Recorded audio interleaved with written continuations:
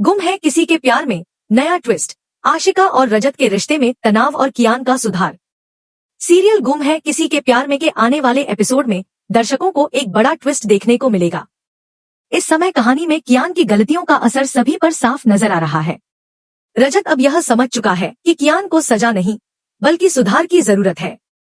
रजत को यह एहसास हो गया है कि कियान अब पूरी तरह से बर्बाद हो चुका है और अगर उसे रोका नहीं गया तो यह आगे जाकर सबके लिए एक बड़ी मुसीबत बन सकता है।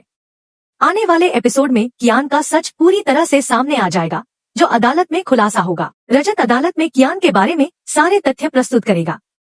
इस खुलासे के बाद जज साहिबा कियान की गलतियों को उसकी परवरिश का नतीजा मानते हुए उसे सुधार गृह भेजने का आदेश देंगी, ताकि कियान अपनी गलतियों को समझ सके और सुधर सके।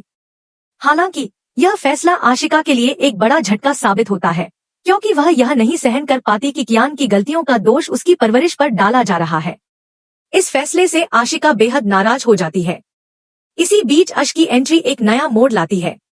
वह जो पहले से ही परेशान चल रहा था, कियान को गले लगाता है और उससे प्यार जताता है। यह दृश्य काफी इमोशनल होता है, क्योंकि अश अपनी भावनाओं को जाहिर करता है और कियान से कहता है कि वह उसे हमेशा अपना प्यार देगा, चाहे उसकी गलती कुछ भी हो।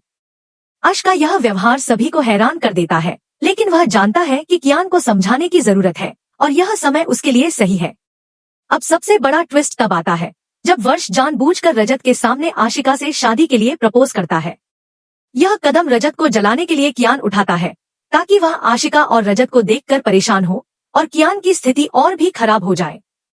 अश का यह कदम न केवल रजत को परेशान करता है, बल्कि आशिका को भी उलझन में डाल देता है। आशिका, जो पहले ही कियान की गलतियों की वजह से परेशान थी, अब इस नए प्रस्ताव से और अधिक उलझन में पड़ जाती है।